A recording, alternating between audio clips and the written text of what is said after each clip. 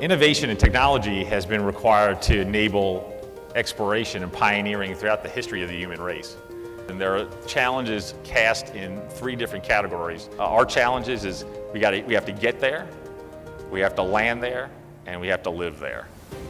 There's a large logistical challenge in staging the systems we need in orbit that makes sense, and then getting those systems to where we're going, Mars, and then crew transport, and all the logistics that goes around that. And so you'll see in situ resource utilization, or living off the land, you can get a huge benefit and a large gear ratio with respect to architectures and affordability and reliability if we can do as much living off the land as we can do.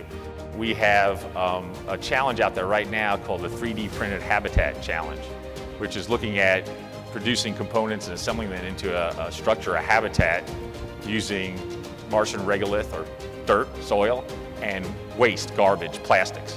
We use the International Space Station as a test bed for technologies. We've had multiple robotics technologies, a technology called Sextant that's using pulsars for precision navigation that's going on the station, et cetera. We'll continue to do that for the life of the station.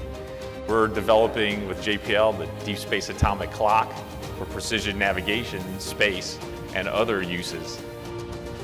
Our first mission kind of beyond low Earth orbit is the Asteroid Redirect Robotic Mission, which is part of ARM, the Asteroid Redirect Mission.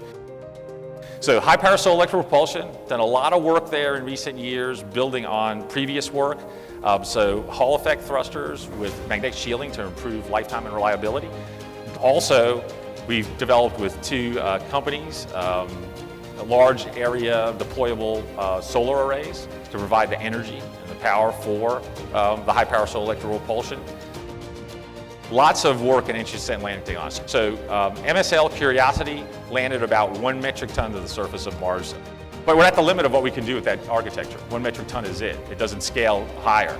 And if you look at the architectures that we're looking at for human exploration, we could be talking about 23 metric tons to the surface, 28, or even up to 40, and that's driven by the ascent vehicle, the vehicle to get crew off the surface. And so we're looking at a suite of technologies, supersonic rotary propulsion, and also advanced chutes and inflatables. Looking at inflatables and deployables for hypersonic aerodynamic deceleration, HIAD and ADEPT. We developed a woven thermal protection system, Ames did. We have a very robust small spacecraft technology program, and we have 4 missions coming up, going to demonstrate some really interesting technologies in the next 6 to 9 months. And then we had our second flight of both the inflatable decelerator and the parachute, maybe something for a Mars sample return type ascent vehicle.